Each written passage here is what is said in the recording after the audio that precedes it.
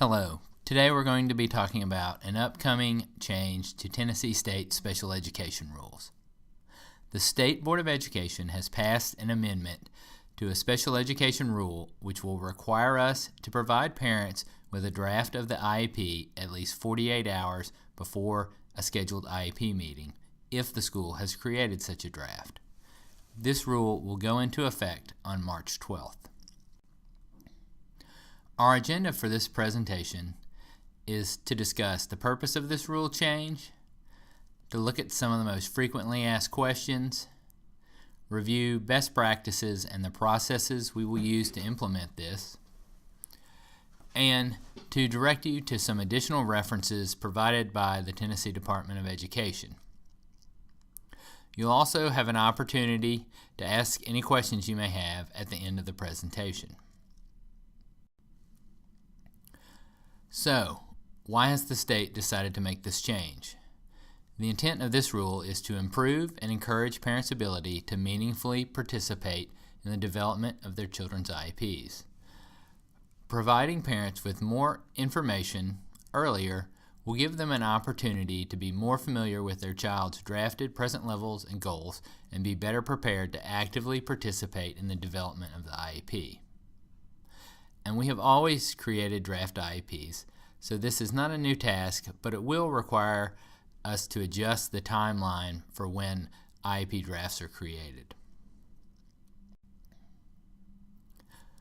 We know there will be a lot of questions about this new rule and how it will be implemented.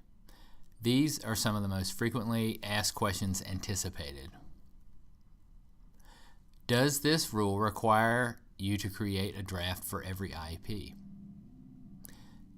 No, this does not require you to create a draft, but it does prescribe some requirements if the draft is created.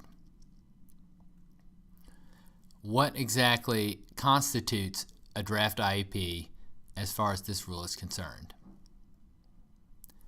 If any portion of the IEP has new information either entered into the EdPlan workspace or compiled in a generated draft document, it is considered a draft IEP, and a draft would need to be provided to parents.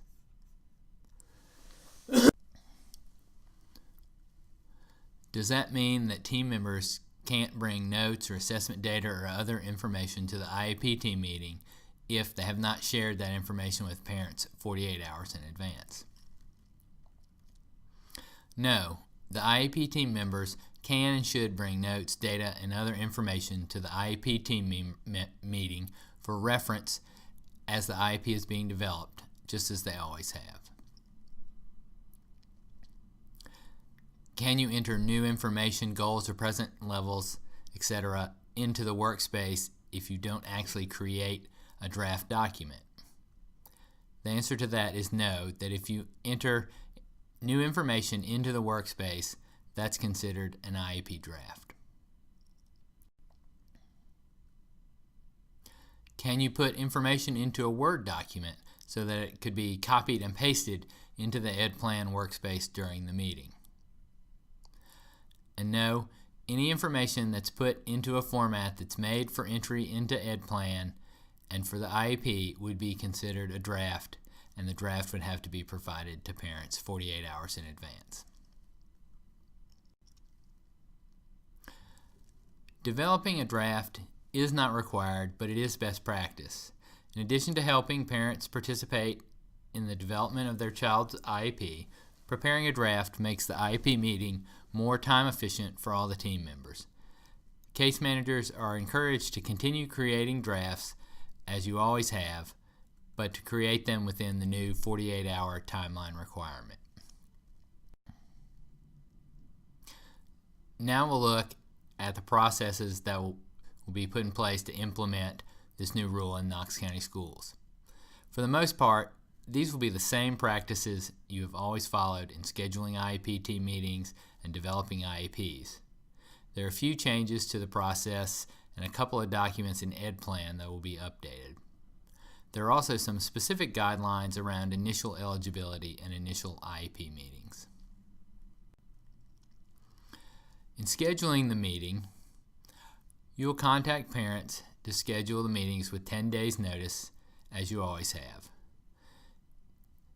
You document the parent contacts in EdPlan in the Contacts section, and create and send the meeting invitation giving 10 days notice.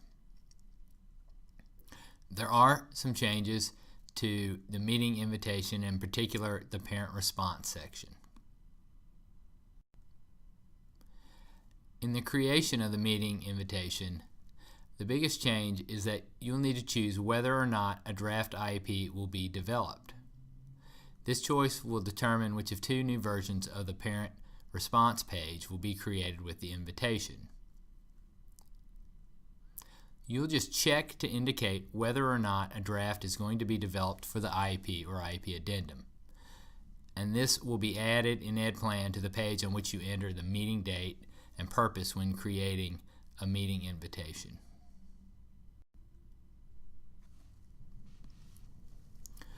If you've chosen to create an IEP draft on the invitation, the parent response page will include a section giving the parents the ability to indicate whether or not they want to be provided a copy of the IEP draft. And you can see what that looks like here. If the parent checks that they do not want a copy of the IEP draft and returns the parent response page signed, you're not required to provide a copy. If they check that they do want a copy, or if the parent response page is not returned, you are required to provide a copy of the draft at least 48 hours prior to the meeting. So, if a draft or any part of a draft has been developed, the default is that a copy of the draft has to be provided. Unless parents specifically waive their right to a copy of the draft by checking that they do not want a draft and signing and returning the parent response page of the invitation, you must provide a draft 48 hours in advance. If the parent response section is not returned, the parent has not waived their right to a draft and a copy must be provided.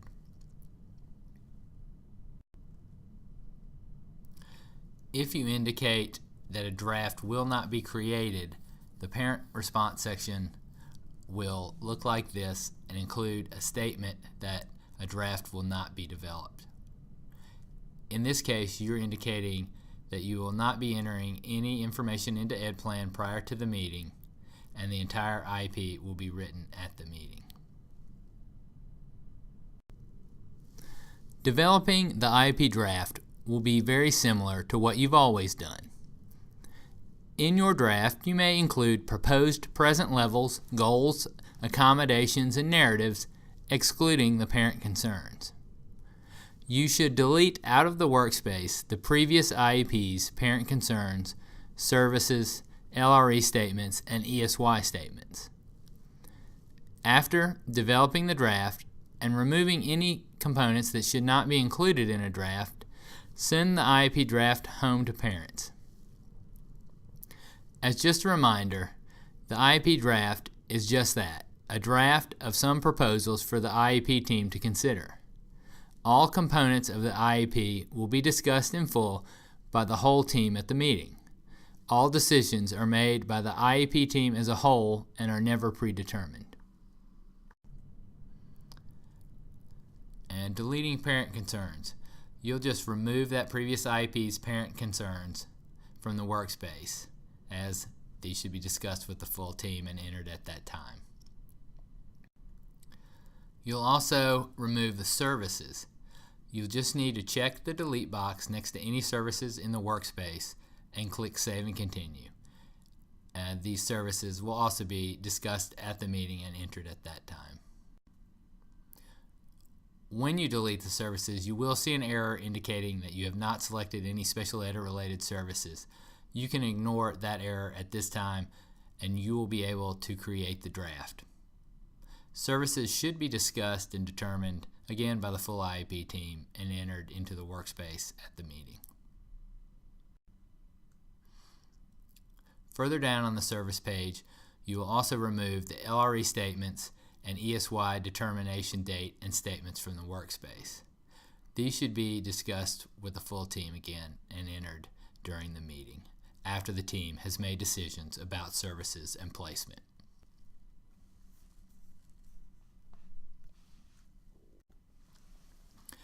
The IEP document itself will be changed on the informed parental consent signature pages. They'll have an additional set of questions for the parent.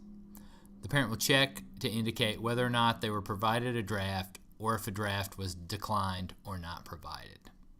And then they'll sign that page as they would normally.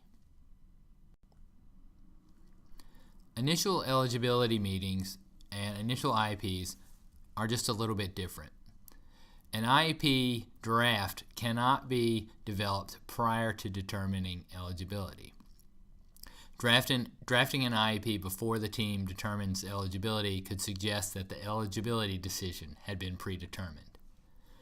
The best practice is to meet to determine initial eligibility. Then, if the student is found eligible, schedule an IEP team meeting to occur within 30 calendar days to develop the initial IEP.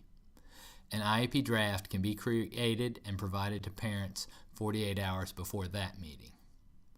If the team decides to go ahead and develop the initial IEP at that first meeting in which eligibility is determined, a draft cannot have been created prior to that meeting. The IEP must be written in entirety during that meeting.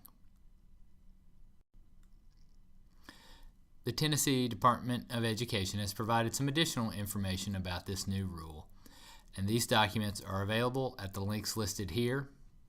There is an expanded FAQ, a copy of the memo regarding the rule, and a copy of the rule itself. We know there will be a lot of questions about this and that this presentation may not have answered all of them. If you're watching this presentation during a staff meeting with your school's special education facilitator or supervisor, please write down any additional questions you have on the cards provided. We will be collecting all the questions and providing answers to those questions as soon as possible. If you have additional questions later, you can submit them to easyip.support@knoxschools.org. Use the subject line, New Draft Rule. You can contact your facilitators and supervisors with questions or concerns at any time, and they can provide you with copies of this presentation and any reference materials. Thank you, and have a good day.